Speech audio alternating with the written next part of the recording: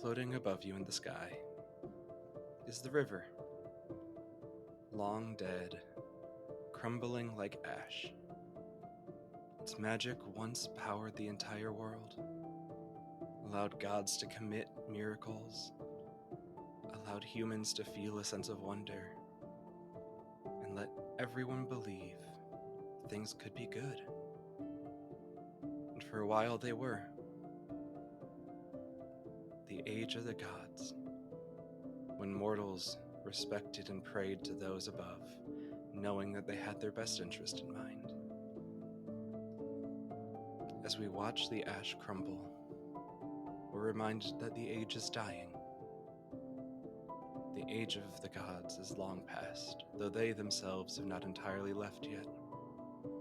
Instead, these titans cling desperately to their purviews, cannibalizing each other in a hope of remaining alive, looking for followers who believe in them or can be forced to make offerings to them. Many of the kinder gods sit quietly in corners of unforgotten worlds, slowly dying from their hunger, as nobody is there to make them an offering, and nobody is there to feed them. The ash, falling from the river like snow, coats the tops of mountains, hard and rocky, devoid of vegetation and life. It's not surprising to have that happen up here, but as we go down and further into the cradle, that lack of life continues. The ground is hard, clay on stone, sand on sand kicking up frequently. The only respite, small pockets of fields of water or flora held together by some ancient magic. To the far end is an ocean, but even that seems to be recalling itself, knowing that the time of life is past and water serves no purpose anymore. Soaring further past, towards the ground, crumbling bones, the carcasses of gods thrown away by their friends and family, simply because they needed to live, so they killed those they held close. The spine of a god juts up out of the ground. Next to it, its head, the skull with eyes constantly leaking black ichor. Seems like one fell swoop took this head off. Traveling down that river, we see the one remaining spot of humanity, simply referred to as the Tower. A town, but much larger than a town, but not quite a city. A tower of human innovation, of engineering, and of belief that man might weather the storm of the age of the gods. A towering structure attempting to scrape the sky, held together by chain and by rope. Pulleys keeping parts of it from falling, with the tension holding the other half up. Zip lines going from higher parts of the town to lower, with ladders climbing right back up, and this is a bustling town. If we only saw this, the tower, we'd think the world was peace. We'd think the world was fine. But everyone here knows it's not. Everyone knows this is humanity's last chance, and nobody knows what to do about it. Except for Odette. Abby, please tell us who Odette is and where we find them. Odette is a young woman, about early 20s, and she has this wild brown hair that's almost fully up out of her face, but some of it just kind of sticks out in random places, like she's on the move, so she can't quite fully keep it in one spot. And she has a brown vest that she keeps open and a white blouse that has definitely seen better days. Her one pop of color on her outfit is a red skirt that she wears over black pants that has a little bit of frills on it. She wears some brown travel boots that are well worn and slung across her back is a very overused lute. And how we find her is running across the tower that she knows as her home, absolutely traversing it in ways that are unsafe and a little bit reckless, as she wall jumps. Watch she out! grabs like a broken pipe off the ground and uses it to zip line across to the other side of the tower, as she has heard about some potential information that she would like to get. And what is the information that she's looking for? Odette has an obsession with the concept of hope and that this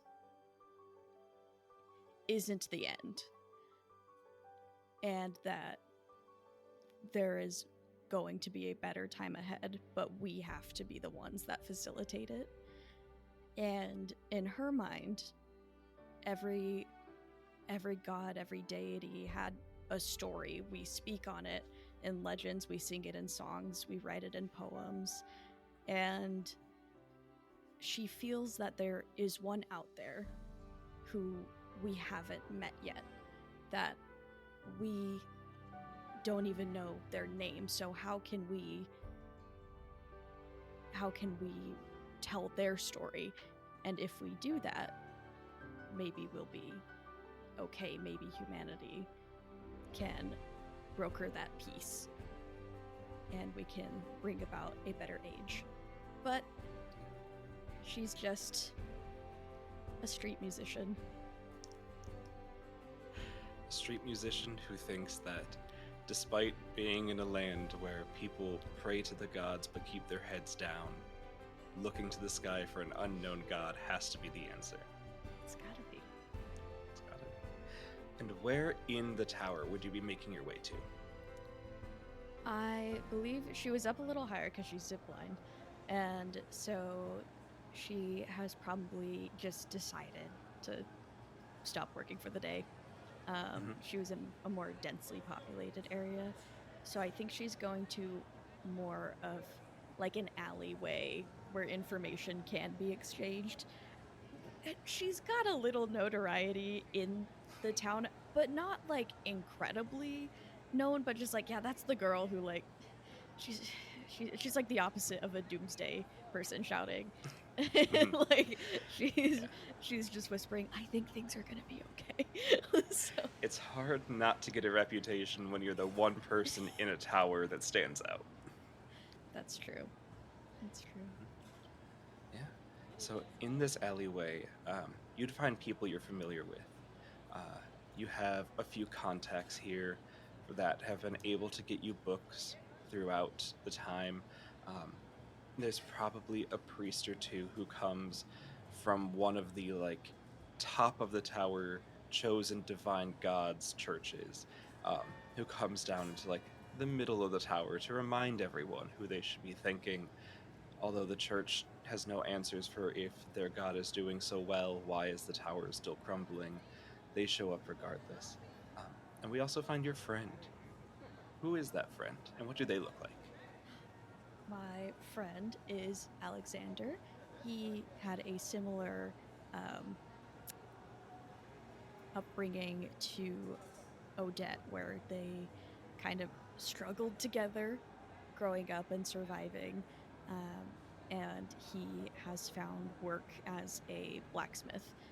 It's very important work here because they're the ones that keep the tower from falling fully by making those ties. And everyone here has surnames similar to what they end up doing in their life, so surnames come later. And so Alexander is Alexander Anvil. And he is outside of his hut, we'll say. Huts, not so much in terms of freestanding structures. The huts here are parts of the tower that no one was living in, and people put up a door. So some of them are old storefronts that have collapsed, some of them are houses that have remained, but most of them are slabs of earth pulling from the cradle below that have two like leans next to each other and maybe paired up against a back wall. He's outside his alleyway here, and yeah, he sees you coming up at the end of the day. What do you say to him? She sort of has a eagerness, like a flush to her cheeks from the parkour she did as she approaches, which this is kind of how she always is when she approaches, and just smiles and goes, "Tough day out there?" Yeah, a lot of work, a lot of cables snapping on the west end of the tower. That luckily we have the backup, but it set us back further than we thought we would. There's a rumor that one of the load-bearing bricks is gonna fall, so we've been trying to get that fixed. Make a lot doing the music, or more just telling everyone you know how to save the world? You know, you, I didn't really talk about that much today. I just kind of kept to some of the old songs, but I made a little, enough, almost enough. Yeah, and what's the enough for this time? Odette, you planning to buy another book, or what's your next step? Well, I heard someone here might be selling some old copies of some poems. Maybe I can find something in it. If it's something that's actually new and not just another rewrite. Well, best of luck with that. Thanks. Did you eat today? Have you remembered to take care of yourself? Totally, absolutely. Yeah, I. He reaches behind him and grabs a pre-bagged lunch for you. Thank you. She'll like kind of put it in her pack, which has very meager belongings, but there is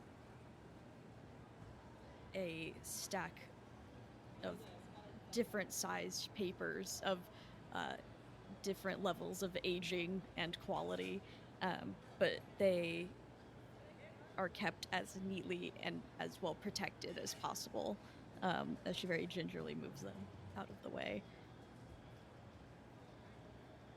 Well, I have a contact to meet tonight, so maybe we'll find something. Maybe we can move forward. Yeah, maybe we will. And what exactly is that gonna look like? I don't know, but we'll see. I'm just trying to find step one, or even a prologue. And I think you're probably keeping it in your head that you're gonna leave the tower one day. Only if I'm required to, or if I think it'll help in some way. That's still not a no, but you wouldn't be you if you abandoned that thought, now would you? She looks out at the desolate landscape, and looks up at the river.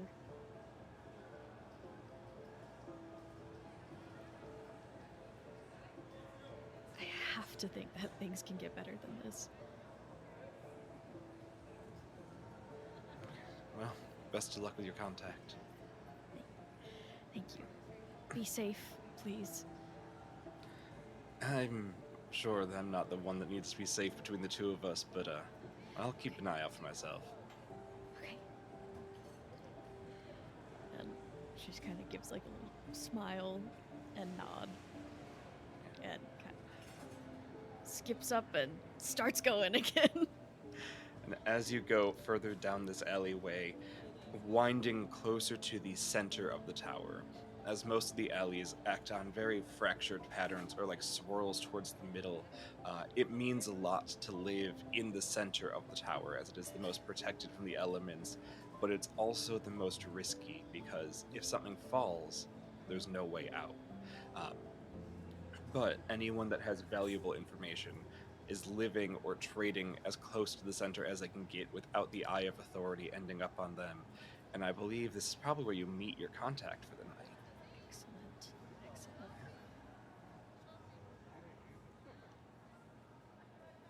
I believe we're just probably getting close to sundown, where people who were working during the day are going home. People who will take over the night shifts and start heading out. So it's probably during this transition period that it's the best time to exchange information. Yeah. Um, the person doesn't pause for long, as the texts that they have maybe been acquired illegally, have maybe been taken from people who have passed and got in before the repurposing committee got there. In a land as desolate as this, anything that can be reused has to be. Things aren't often kept for keepsake or passed down unless they have a purpose, and so there are some scouting agents that will go in before the repurposing committee to acquire things that are maybe best not lost to history. Uh, and this contact of yours approaches with a leather bound book, seeming very unfamiliar to the choir books and song sheets you've been given prior.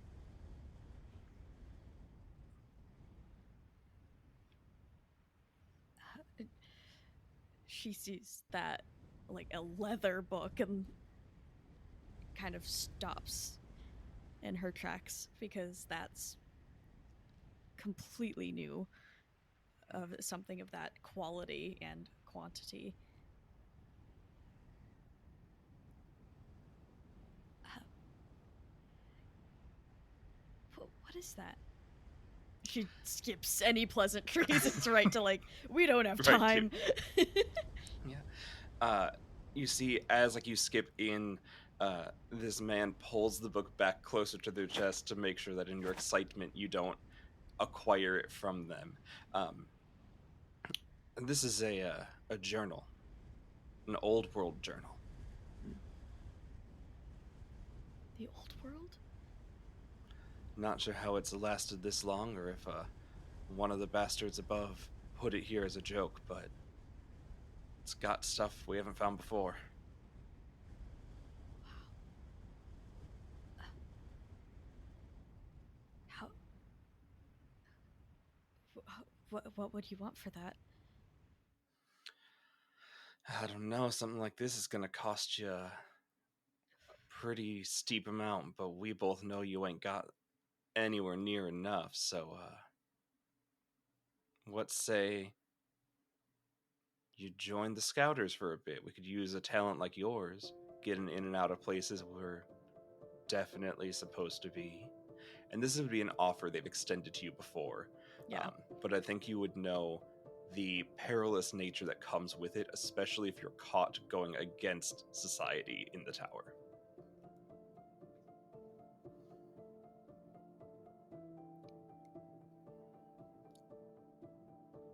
For how long?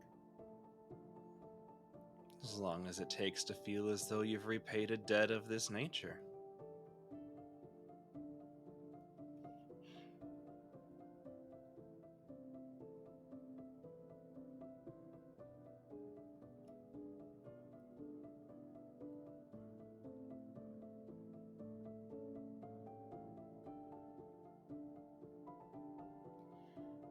Fine. Good. There's a rumor one of the touchstones is going to fall soon.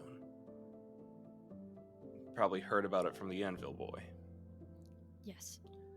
Lots of fine housing up there. Lots of people taking an extended stay just in case it happens sooner than they can, fasten back down the rock. See how much you can get tonight. Might pay yourself off faster than either of us thought. Okay. Always reliable. And this person hands you the leather-bound journal. She takes it so carefully, and everything in her head is going like, oh, what have you done? But this is something that needs to be kept safe. And she just goes, thank you. I will meet you tonight. Well, try not to make it look like we're finding each other, if you know what I mean. And just as quickly as they came out of a moving crowd of people, they disappear back into the string of people going to either a post-work dinner or wherever, and they are gone, and you stand alone. Would you read this here, or would you try and go somewhere else before fully opening the book? She would go to her place of living, her little hut built into the tower, which would be a little ways away from where she meets any contacts. I'd say it's definitely closer to the edge, and is very small.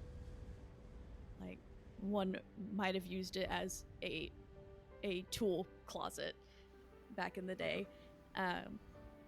Just enough room for her bed, and she goes into it, and the walls are just covered with, whether it's a piece of art that she had seen and tried to recall, or a phrase she just heard someone say in passing that she thought was beautiful. And a couple of the things she's acquired that were too damaged to really save are kept here as a sort of decoration and reminder of what they were, but she keeps the ones that can be saved with her at all times in case someone potentially is able to get into her hut. Very easy to do, so she doesn't keep the things that she values a lot in here, but I think she'll just go in there and kind of lean against the wall, sit down, and very carefully open the journal. Yeah. Are you leaving the door open, or do you slide the door shut? I'll slide it shut. Okay, then yeah. As you slide it shut, the copper connections that are in most huts click on, giving you the smallest bit of lighting here. Being closer to the edge, you have a tiny bit of natural illumination anyway, but not enough to read well without that connection ticking in as the wires connect. And yeah, you open it, and I imagine you'd think something of this age would feel soft and fragile. But this is an old world material, made when things existed and weren't recycled, weren't repurposed. This is aged paper, but it's still original paper. And it's old leather, and it's hardened, and on the spine it's torn, but it's still real leather. And as you open it, with the same cautiousness you would anything else, it feels stable. Possibly one of the first stable objects Odette has ever held in her life. Absolutely.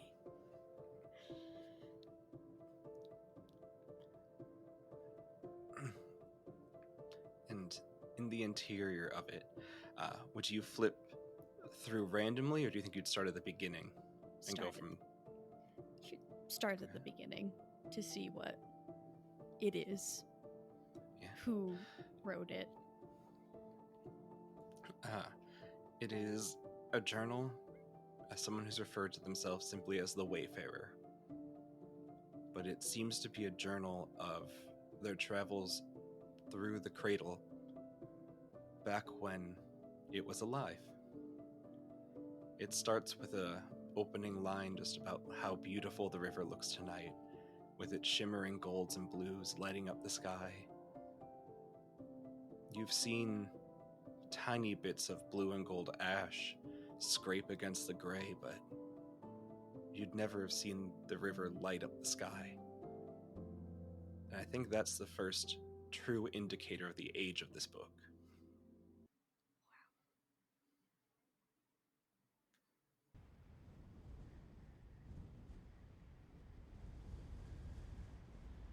She will absolutely spend the rest of the time she has until she has to go fulfill part of that debt. Just going through this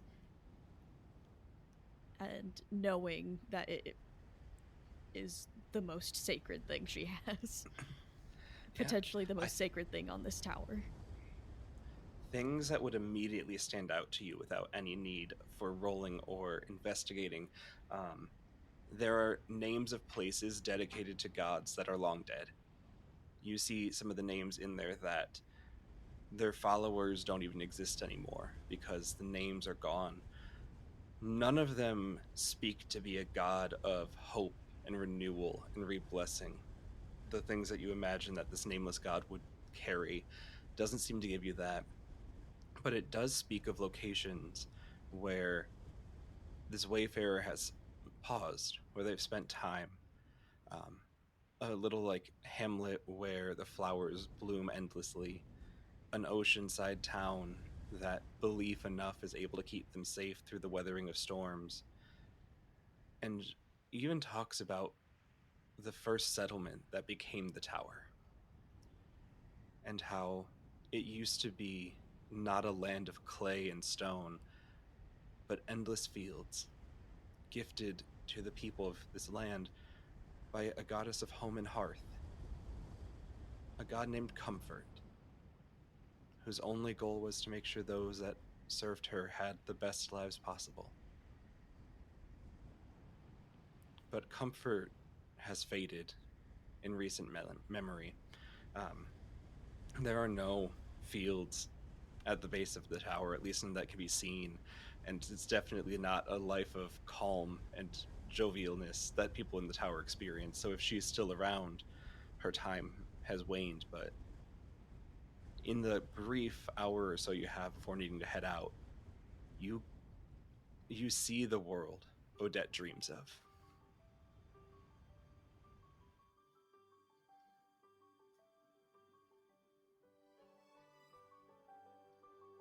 Just being able to picture that through the lens of someone who lived it is, she knows it's enough for her to keep going, for her to keep going on this impossible quest that she is trying to do.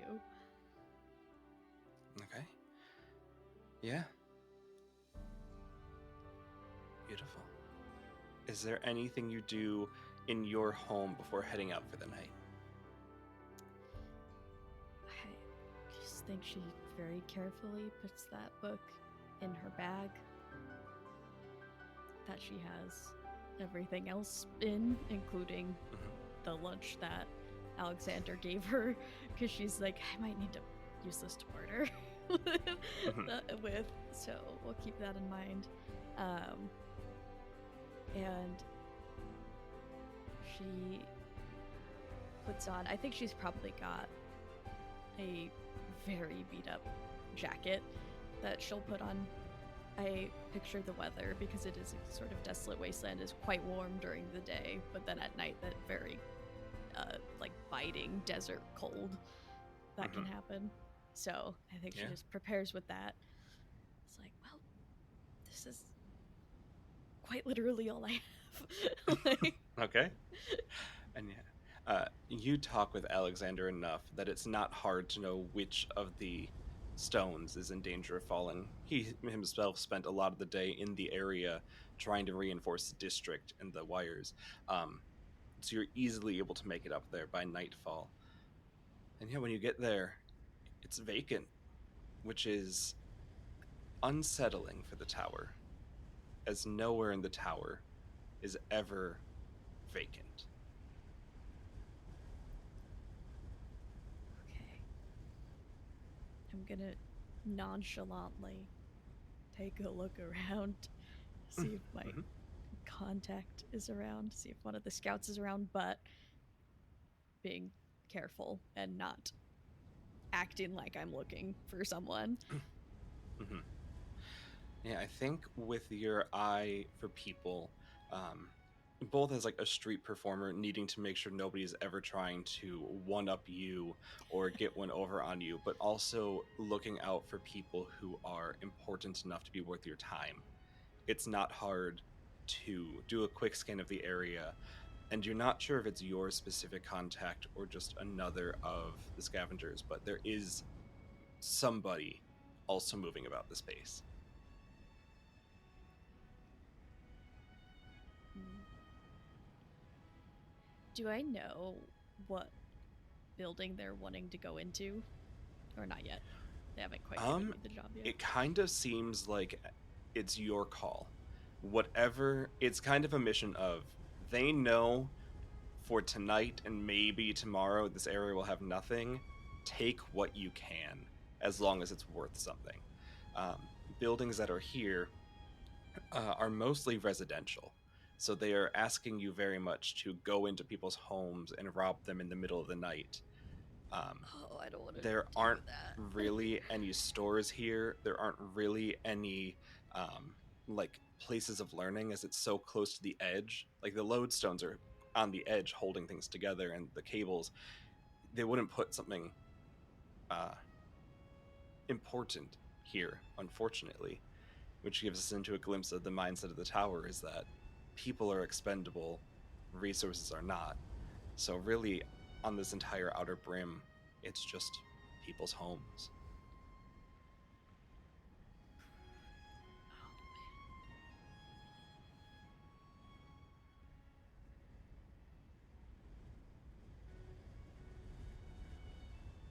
All right.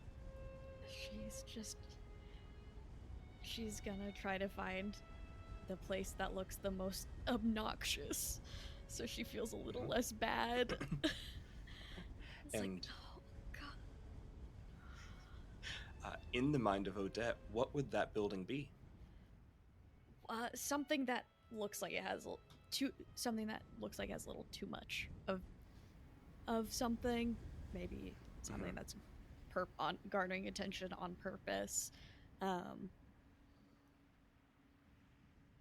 Especially when it's using resources. Um, but she also appreciates kind of the beauty in that and the art in that. So I think part of it like piques her interest too. Mhm. If there's like someone's painted their wall and it's like, oh well, paint's really hard to come across here. Like you have to make it yourself, and pigment is is difficult. Um, so I think a big part of it would be fascination with spending that time to do that and Mhm. kind of snooping on maybe what that person might have.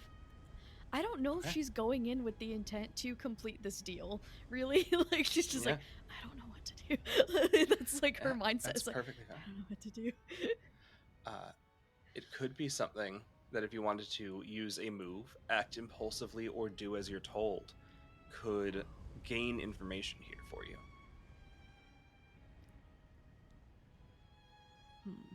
All right.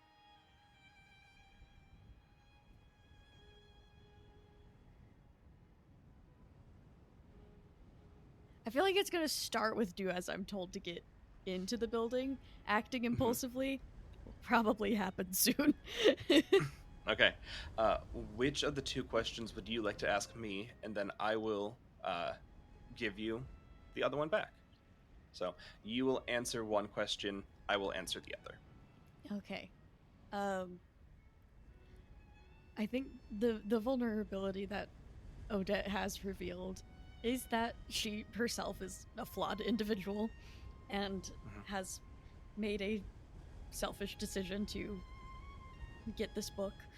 And now the consequence is happening, this debt she has to pay. And this vulnerability is the fact that she's already planning on backing out. But this is also a great way for her to get potentially closer to her goals, because she's never over here. And so the information that they gave her was great to be over here. So I think the vulnerability is that level of naivete she has does cause her to act selfishly in the name of hope. Okay. So then the reward for this is your book. You have that already.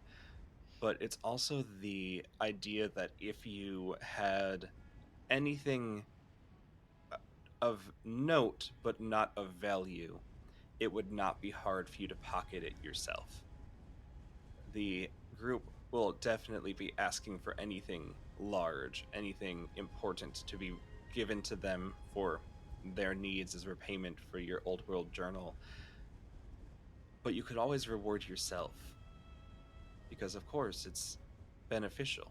It will help your hope stay up. It will help your hope continue. You also know that the reward of completing this mission, and possibly the greatest reward you can get out of it, is not having this organization on your bad side. They are your informants, and you know one or two of them, but you know they are throughout the entire tower. Yeah. So the reward here is not having someone against you as well. And with that, she'll just kind of take a deep breath and enter that abode. In here, you can tell it is generations of art built up on top of each other. It is not common for the edge of the tower to have this. So either they are collectors like yourself, or this is a spot that somebody has managed to hold onto. It would be a rare sight for a family line of the middle of the tower to maintain a home.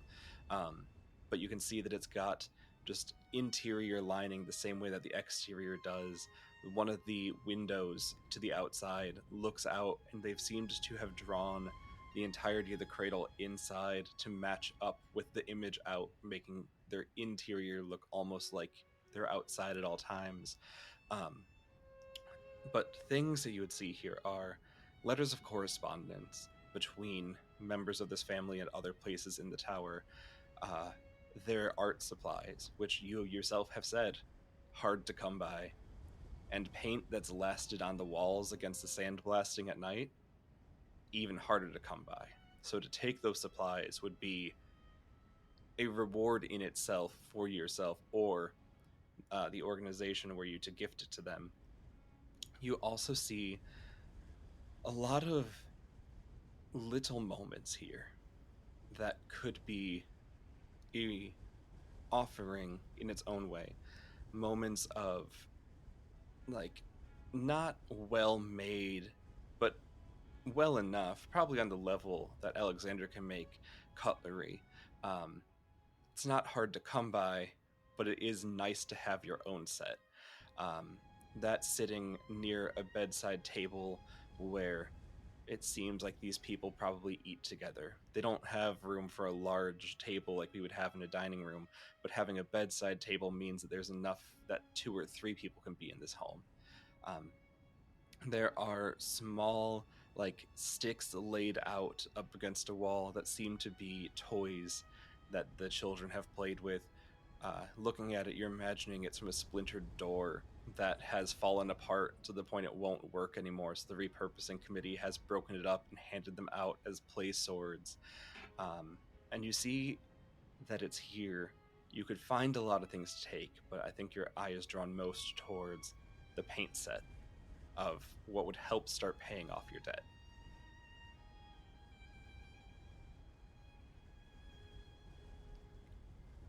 Odette slowly walks around the room, just taking in what an abode here looks like of a family and a community that has stayed put for generations. And she just runs her hand across the box of art supplies, just appreciating the effort put into it.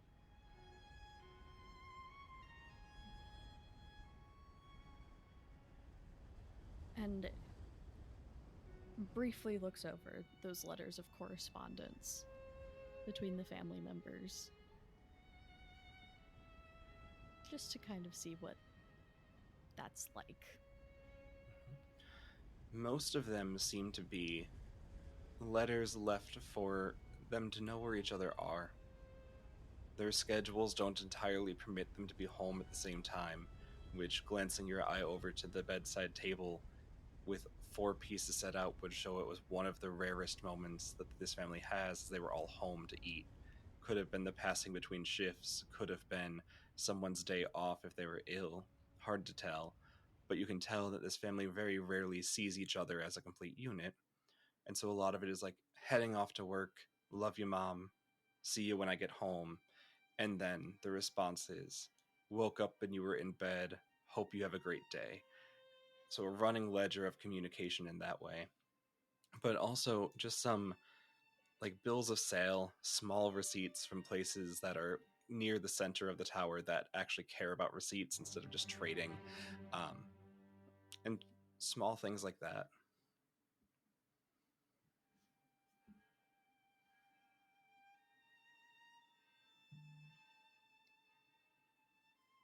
She goes through it a couple of times and then very carefully sets it all back down to where it was. And she's gonna pick up. Well, let's see. Do they have any storage areas in this room or any, like. They would have a pretty standard issue small trunk. Kind of the same thing you have that you keep your like lesser possessions in. Mm-hmm. It's a small like 2 foot by like 2 foot cube that comes with a lot of residences, or people hand them out to keep stuff in. I think they would have 2 of those chests. She will very carefully put those art supplies in one of the chests. And that way they can still find it, but it's not in like obvious eyesight. And she's gonna leave this spot. She cannot bring herself to do it, but Okay. she wants to make sure that nobody else does either. As you walk out, you see that stranger, not your contact, but clearly a member of the group, approaching you. So, what'd you find?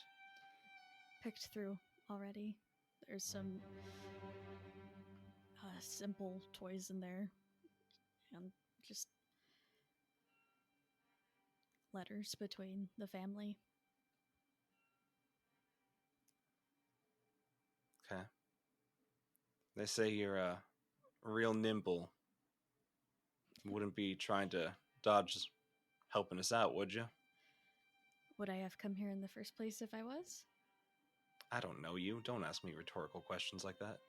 Well, it was rhetorical, so you would. So the answer's no. I would have probably not shown up in the first place. Okay. This one I'm was gonna go. Okay. I'm gonna go to that house over there. You want to check out the one next door? Sure. And I imagine in silence, unless you initiate conversation. Oh. This man wearing a very like poorly stitched together, almost coat, but coat's the wrong term as it doesn't cover enough of the body to really keep it warm. It's more just like a tapestry of things to have as a covering that, if needed, could easily be donned or taken off to like not necessarily be seen as the same person. As they lead over to two of the houses on the edge, one for you, one for them. From this spot, it's very open, and you can see the same landscape that the family had drawn inside their home further out.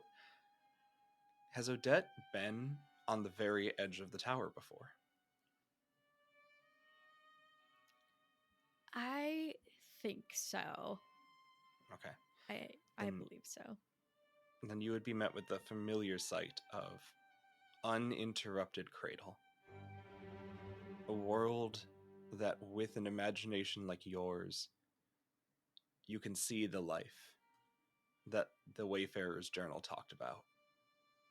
But right now is just scattered with ash and bone of God's, not even that nobody believes in, but God's people don't remember.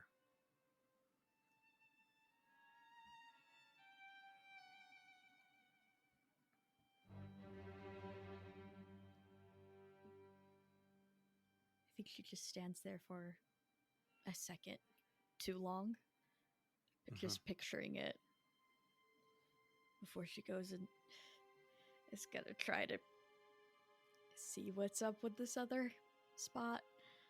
Yeah. As you stand there for, in your words, a second too long, you hear a not unfamiliar sound, but a sound you haven't heard so close.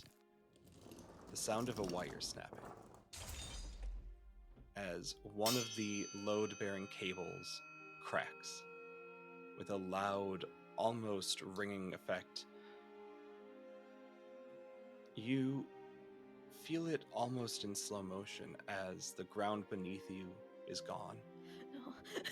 And you and the man both are floating for a second, feeling weightless. And then you see the cradle. Closer. Closer than you've ever imagined. With your imagination, thinking of what could be, lush fields below you, beautiful rivers running through it, the black ichor of blood pouring out of the eyes of the one off in the distance isn't a toxic waste, but instead a spot that children maybe once played.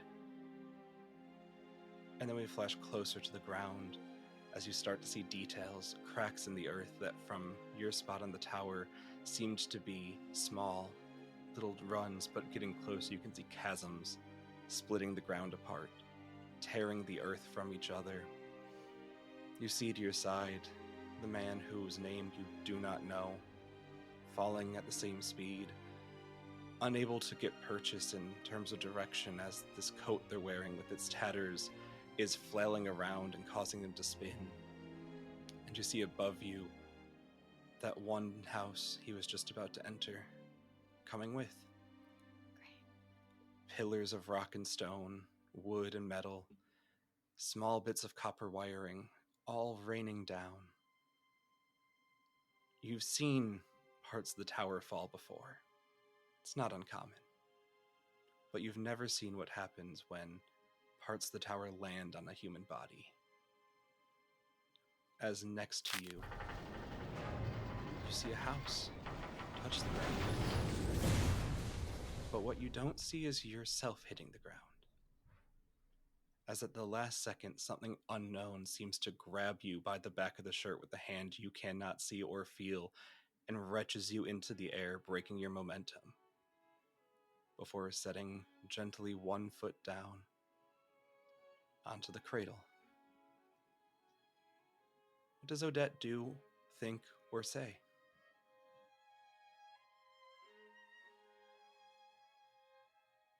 Odette felt like that fall was both an eternity and half of a second, as her mind went through so many different thoughts of the cradle. A realization sort of hit her, which was that the cradle, even in its current form, is still beautiful, just in a deeply depressing way. And then the realization that, oh, this is it. This is the end. I don't want that. And maybe looked to see if maybe one of the pulleys nearby was something she could grab onto. And then in her head, somehow grab the other person falling at full velocity. And I think her brain started going into almost that fantasy of that happening as she then was taken back and her feet hit the cradle for the first time.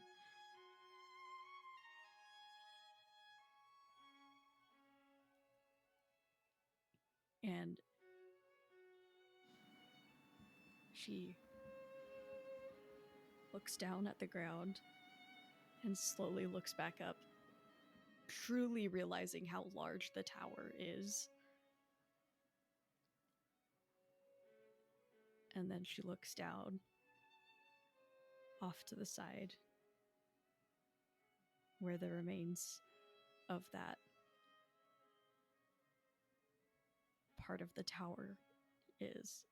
And it makes her realize how fragile this current state of humanity is. And she looks at the blood pooling and soaking into the dirt near it.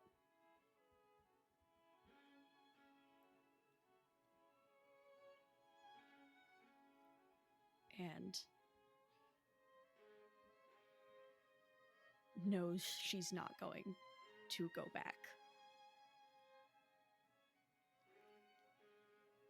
As that was almost her. And she would have just been another nameless person. But to her, her life is full. To that person on the ground near her, or what's left of him, his life was full and she didn't even know his name.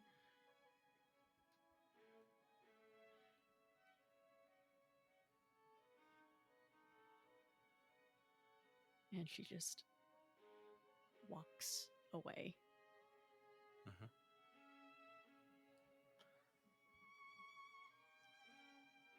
As you are walking, you feel, and I would like you to describe it actually.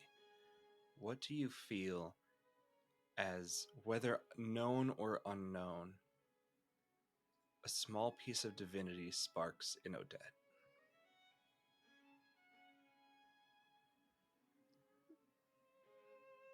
Odette doesn't understand that it would be a piece of divinity.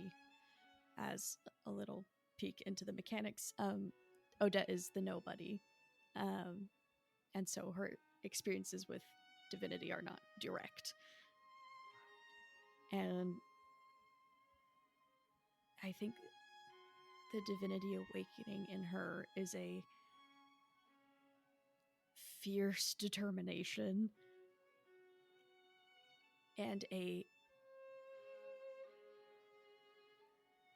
quiet call to adventure. Like an almost somber call to adventure of, I've always wanted to do this and now I have to. So as your foot touches the ground and you move again, shaking off the adrenaline coma from landing, from the back of your neck where that hand would have grabbed your shirt to the bottom of your feet as you take your first steps, the call to adventure moves within you. But not in the way it always has before, where it felt like an ideal. it strangely feels like something tangible. Something inside you waking up, but also something inside you foreign, wrong, misguided, maybe. But it doesn't feel against you. It doesn't feel like it's not a part of you. It feels like a muscle that's never been stretched before, needing to be used to keep your heart beating. And it's soft and it's weak. But as you step, it grows a bit. And as you confidently head off in a direction, not knowing where you're going, but just going away, you feel it ease a little bit, crawling up your neck from where the hand was through your, like, the back of your neck into your head, before you can accept that it's a part of you. Whatever this is, it is Odette, the same way every other part of you is.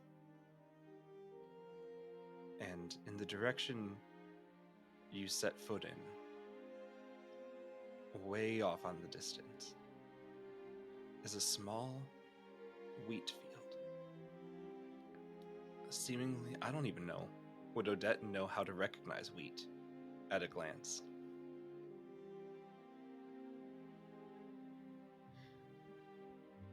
I don't think so.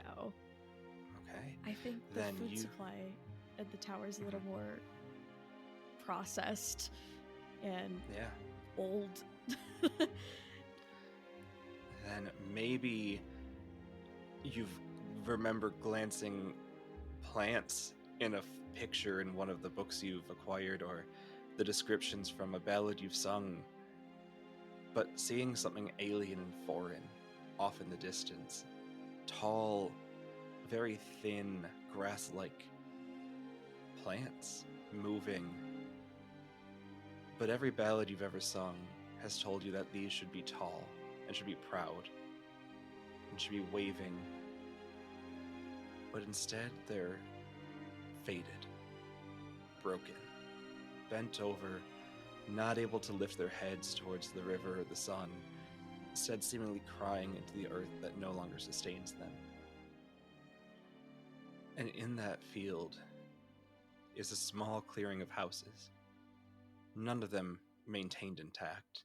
Even at this distance, you can tell they're primarily the frames of structures, not structures themselves. But it is the middle of the night, and you do need somewhere to sleep. Would Odette head towards this clearing? Yes, as that absolute ginormous amount of adrenaline fades, her limbs definitely grow heavy. And even just the idea of a structure, she doesn't know when she'll get another chance for that. She doesn't know what the cradle holds. And there's also the curiosity of what this place will look like in daylight. And so she walks towards it. Okay. As you walk towards it, the trek feels longer than it is, your muscles aching and tired. But you come up upon it. Would you reach down and touch the grass, the wheat? I think very softly, like, run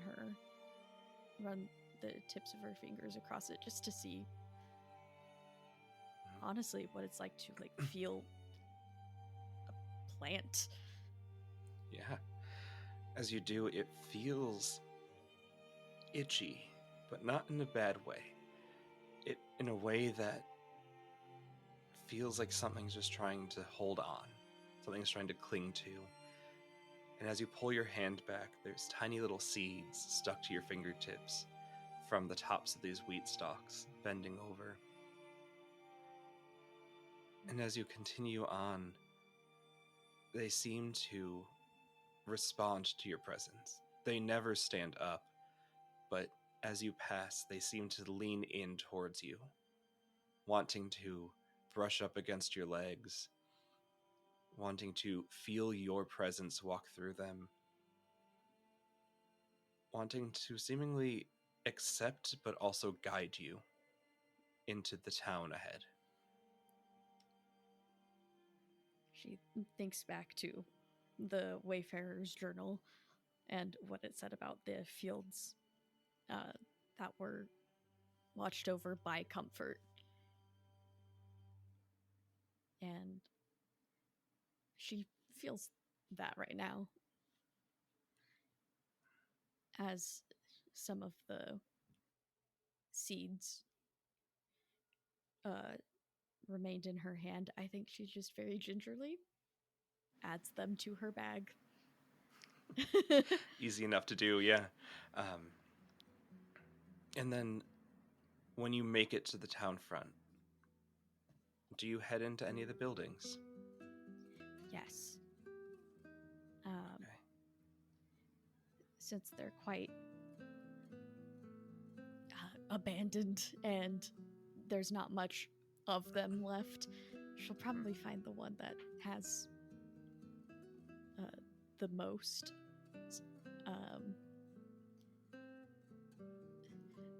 of a shadow of a building. There would be a large for the town around it, not large for anything, especially not in comparison to the tower, building at the center. It seems that it's human nature to put the most important thing in the middle. As you get there, it's a large, what we would imagine nowadays to be barn-shaped building. To Odette, just as alien as everything around her. That has its structure remaining due to all of the crosshairs of wood going up it, and a large hearth sitting unused, that as you open the door, see the tiniest little ember glowing in a fireplace. An ember that's not sure where it's coming from unless somebody has lit this hearth recently.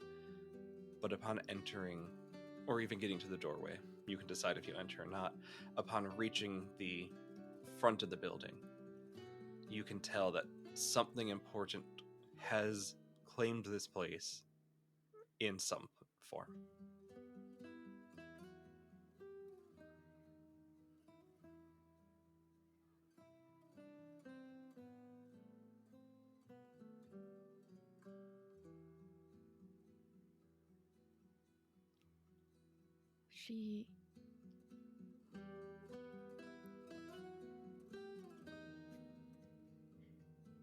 She would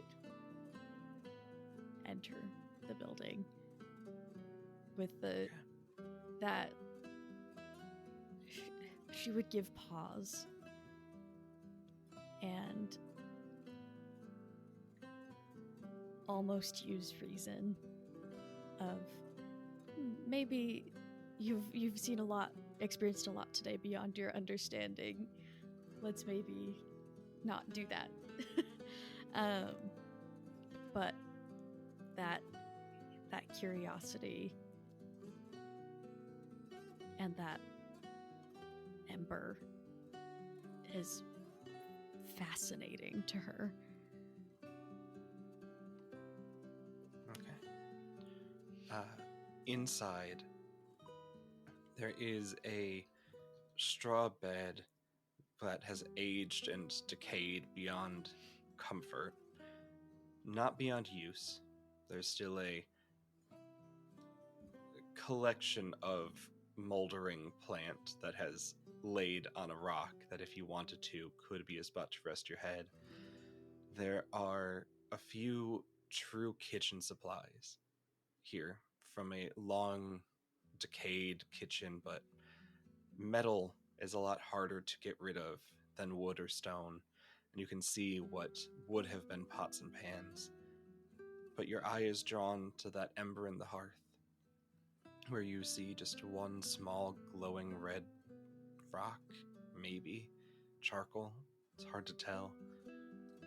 Do you head over and interact with it? Yes. Odette would go over to it, and it's still it's cold outside, and I think she would go and try to start a fire with it. Okay. What do you do to try and start the fire?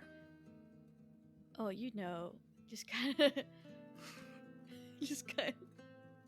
add oxygen. Hey, I'm Okay. not. Hey, me, Abby? I don't know. Okay. Yeah. Maybe get some of the moldering straw from the bed to add as kindling. Okay. Yeah, you walk over, smoldering straw in hand, put it down, and blow. And you feel that same call to adventure inside you flourish as you are overcoming a dangerous obstacle with nothing but mortal wits or skill. Oh. What does it look like as your divinity awakens?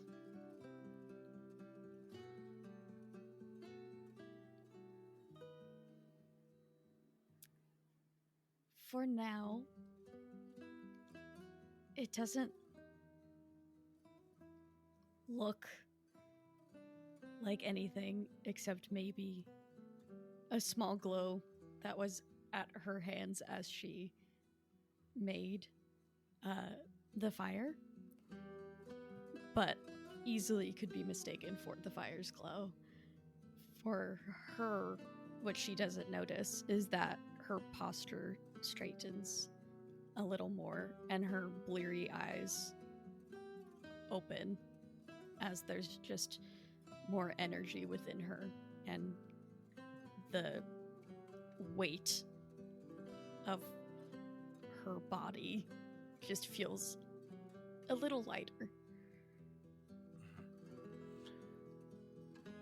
You feel a little lighter. And if this was just you solving a puzzle, nothing would have happened, but a dangerous obstacle had been overcome. And as you feel this glow, feel the posture, feel the confidence that comes with holding yourself to a level you don't typically hold, your senses brighten in a way. And you realize that right behind you, there is a creature that has been waiting for you to reach out and touch the stone. But instead, you chose to build your own comfort, build your own fire. What would you like to do?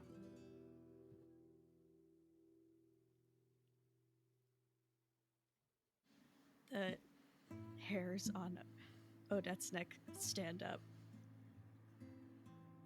and she just very slowly stands up and turns around to face whatever is behind her. As you turn, you see two glowing red embers, the same as the one in the fire, sunken in a face beyond recognition that they were once eyes. They have not only gone so far back in the sockets, but then just down as there's no structure holding it up. A face cracked so that there are no features. There are holes missing through which this glow is coming from. There is a body attached that seems to be completely dehydrated, void of muscle tone, just the remnants of a frame on which these eyes are clinging. Standing behind you, about 5 feet tall, reaching out a hand as though it was going to touch you on the shoulder, as you have recognized it's there.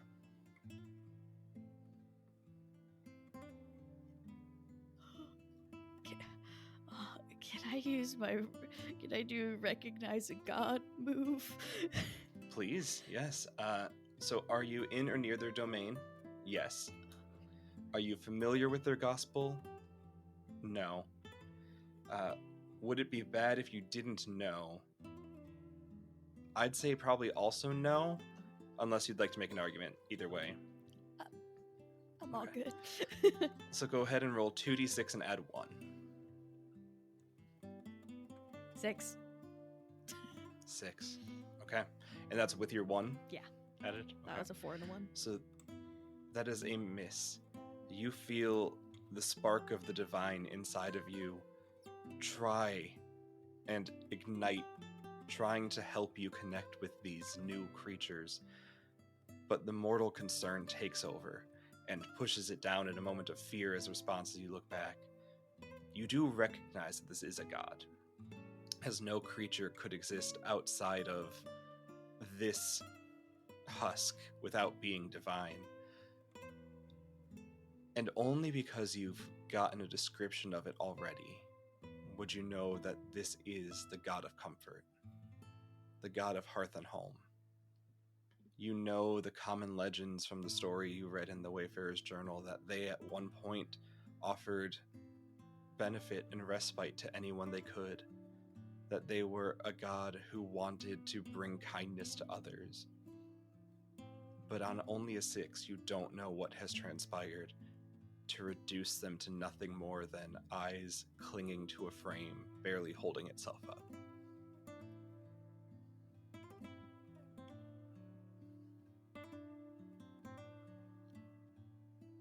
She will take a moment of just looking this figure up and down, frantically searching her mind for a logical thing to say or way to react. And all she wants to do is comfort. Comfort. And I think she just goes and gets more of that straw and adds it to the fire. She goes to the table that has some of the cutlery and gets out that meal that Alexander had given her. And she divvies it up. And she gestures to one of the settings.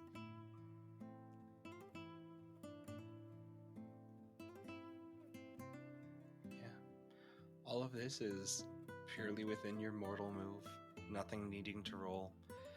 If you had any strain, I would even say this would trigger your mortal trigger of when you put your own life or limb on the line to help someone dangerous clear all strain. You don't know if this god will reciprocate. You are giving up the only food source you have. You're also destroying the only real bed that you have sights on right now. But you see, through this act of kindness, this act of servitude, the frame seems to right itself a little bit. You see that the eyes raise up, no longer sinking down, but coming back to where they should. The tone of the muscle doesn't come back per se, but the body is no longer just wire thin. It now leans forward a little bit, almost as though it's withered with age. And if you'll allow it, a hand goes up to touch your face. She'll allow it, although the mortal side of her is so afraid. It's like, you should just run. You should just run right now. It'd be better.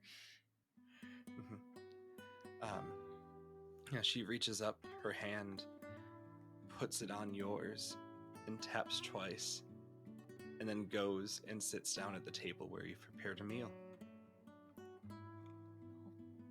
I'll sit across from them, and I will share a meal with this divinity. As you do you ask her anything?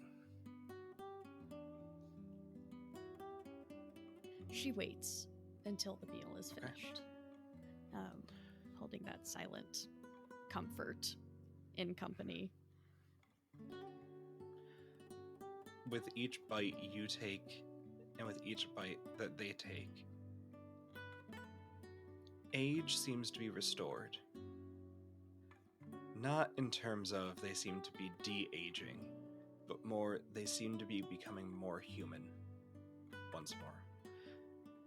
And by the end of the meal, still sunken and withered, but now clearer, sits across from you the guise of an elderly woman with a shawl on her shoulders, a very dirty, white, ragged thing seeming to be made of canvas as a dress she's wearing.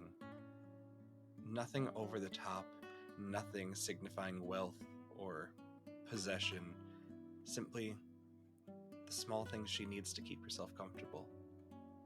And she looks to you and says, "Thank you. I have been hungry for a very long time, and you have shown me a great kindness." Well, thank you for keeping me company. It's been so long since anyone has stopped by. I did not know if anyone would again, or if I would simply leave the world forgotten in the way most have.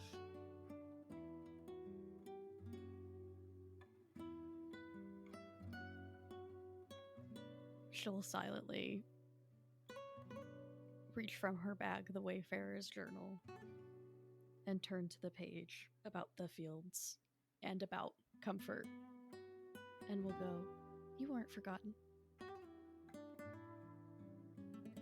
There's a difference between your name being maintained and being forgotten.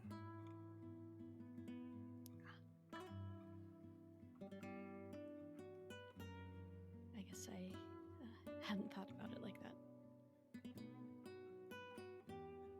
You, child, have a blessing upon you, though you may see it as a curse as the days come. It is not of your kind to wield the power of which you wield,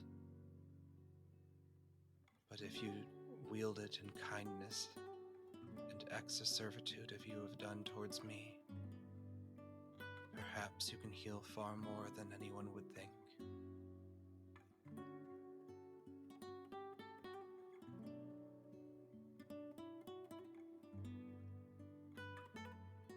That is all I've ever wanted to do.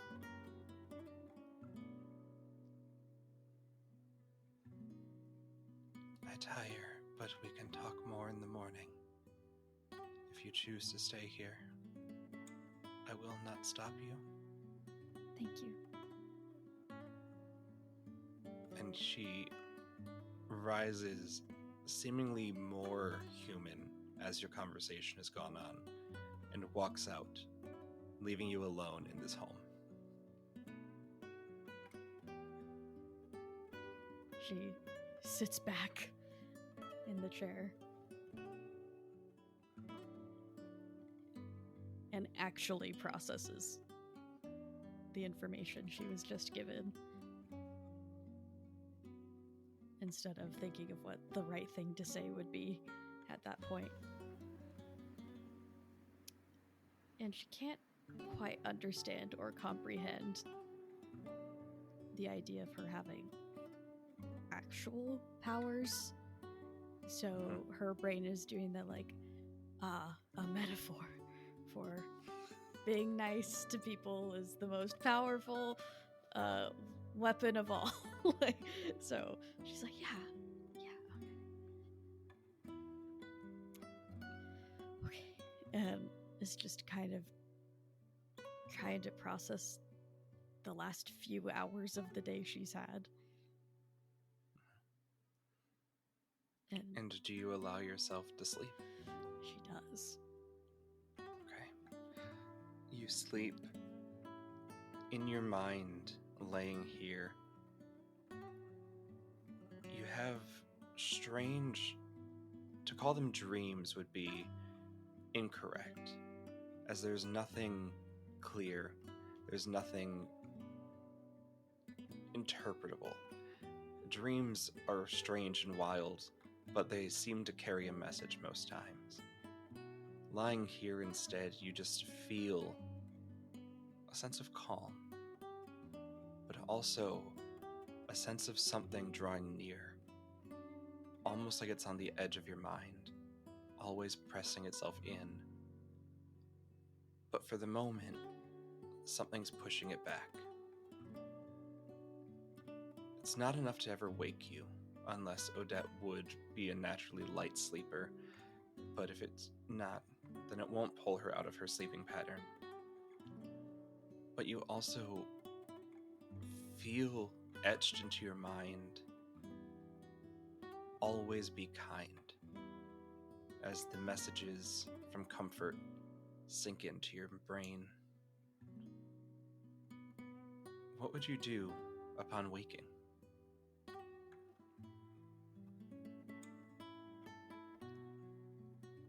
Upon waking, what she would want to do is offer another meal for comfort, but she doesn't have that. So what she does is keep the fire going, as it's probably dimmed throughout the night. It would. And yeah, not hard to toss some of the straw back on there. Not hard to just find even a couple of like cabinets that you know will never be repaired to toss it on and keep it going. It's also very bright when you wake up. There is not a complete roof above you, so the natural rising of the sun is not blocked out. It is eerily grayed, as the ash of the river never stops falling.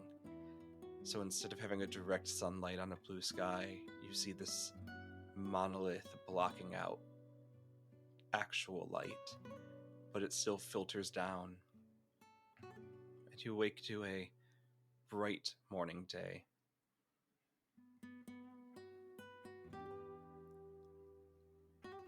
She stokes the flames a little bit more as a sort of offering, and just sort of says out into the open, "I will visit again." As you walk out, you see tending the field an old woman, elderly. The plants have righted themselves. No longer are they begging the ground for sustenance it can't provide. Instead, they seem to be around half-mast, trying to face the sun above. Comfort doesn't seem to be interacting with the plants in any way. It just seems that as she has come back, so has the field. If you need to leave, I will not stop you, but you could always do me the kindness of staying.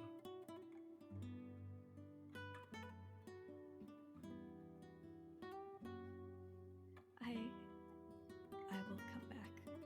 It is my hope that the people up there, she kind of looks at the looming tower, will be able to settle back down here.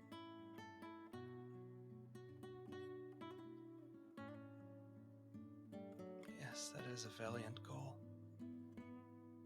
It will require a lot to change, but it is valiant nonetheless. Would you allow me to give you something for your journey?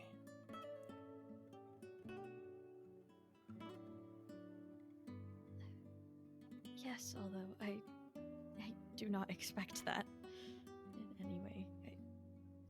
Yes, well, I don't need to eat in the same way you will. So the least I can do is return what you have given me. And she just produces from the air the half of the meal you had given her, seemingly uneaten, seemingly uninterrupted or destroyed, and wraps it in a little cloth and hands it to you.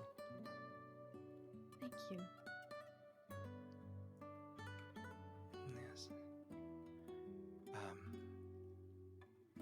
Well, I wish you nothing but joy and comfort as you go.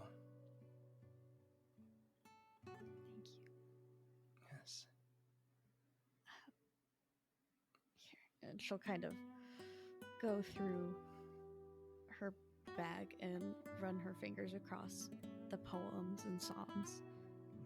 And we'll pick one out that is still legible. Mm-hmm. And I believe this one is a poem. While written in the early days of the tower, it is about settling down and creating a home. And so she thinks it is thematically good to give to comfort, and she just holds it out. She takes it, smiles at you, a large, toothy smile with some teeth missing, but very happy. Thank you, child. Of course. And then, is there anything else you'd like to say to her? No. Odette gives her a small bow of respect and reverence and will turn and continue this very start of her journey. Okay. As you walk through the fields here, it seems that they themselves are trying to give you offerings as well. Strains of, very strained strains of wheat coming together, trying to form produce of some kind, probably kinds you've never seen before. You could tell that it's taking a lot of effort and weight to get out, possibly because Comfort is not at her full strength. Would you take any of them, or would you leave any of them? I think she would take some of them, but would leave some. So it's Okay. to show that, sharing and camaraderie. Mm-hmm. As you take some, and then put them in your satchel, leaving some behind to walk on, you feel that next foot touch the ground, and you can tell something is wrong. In Godkiller, every god has a heart, which is their true form, and they have a downfall, which is the way to kill a god. Comfort's heart is the field around this town. The downfall is to refuse an act of her charity. And as you are in her heart, taking some but not all of her offering, choosing to leave part of her behind, I would typically ask if you would like to kill a god or spare a god here. But in Spare a God, you do not know their downfall.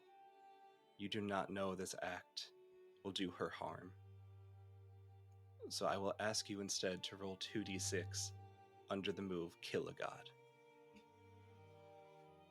But she's so nice. I was just sharing. I was just ready to. Oh no.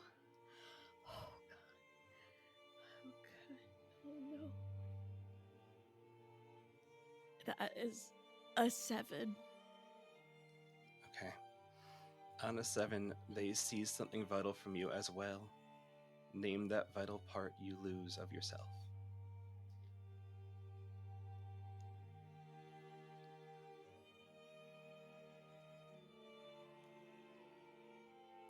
the vital part that Odette loses is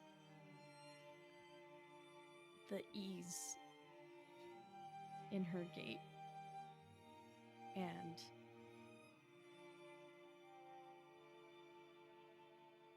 instead of maybe something being lost, there's maybe something gained, which is the feeling of being watched. And that feeling of unease. And that tension that you just are waiting for the other shoe to drop. And as you feel that tension, almost like a string snapping, you just hear on the wind, "You could not have known." And do you look back? Yes! As you look back, Comfort stumbles, falling forward. The poem that she was reading about herself and what she gave to people slips out of her hand, landing on the ground, half read. She rolls to the side, quickly devolving back into a husk with two eyes.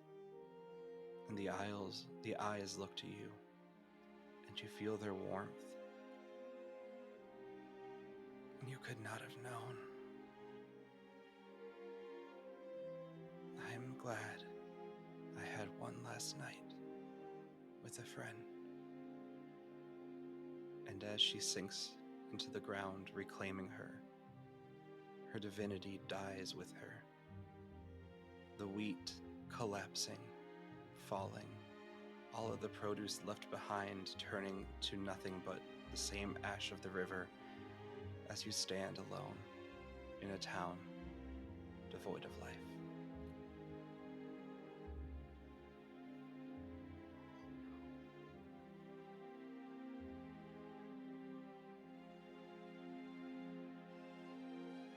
All Odette knows is that this is somehow her fault. And she doesn't know how. Is the body even there anymore, or is it just gone? The two eyes remain small chunks of burnt charcoal sitting on the ground.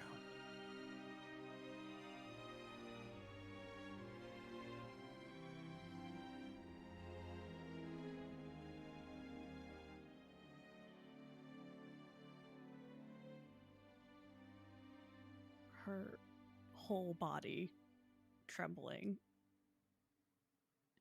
She had started to run over there to try to catch the falling woman and didn't get there on time and just watched as she fell and sunk into the ground.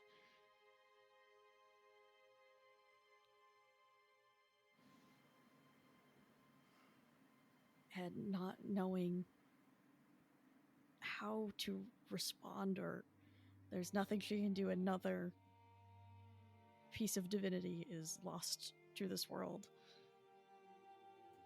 She knows there will be nothing for her here to visit. And she will bury one of the pieces of coal just loosely in the remnants of the field. And with the seeds of wheat in her bag, she will take the other piece because maybe it will be good for Comfort to go on, to move on from one place and go on a little bit of a journey, is how she's thinking. Yeah. As you bury the one eye, claiming the second, the last of the wheat field dies around you, and the ground beneath it untillable as it was, still sustained the smallest amount of life. But as you pull your hand up and stand away, you see it turn bright, almost like a mirror, a sheet of ice maybe, something making sure nothing will ever grow here again, reflecting the sun that would one day have healed it. Instead, now, nothing will touch the ground. But I think what stands out most to you, especially with that feeling of being watched, being given to you, is this bright reflective surface beneath you. You look down at your own reflection, holding the only remains of the only God you've ever met. And you are a Godkiller, standing alone, confronting yourself.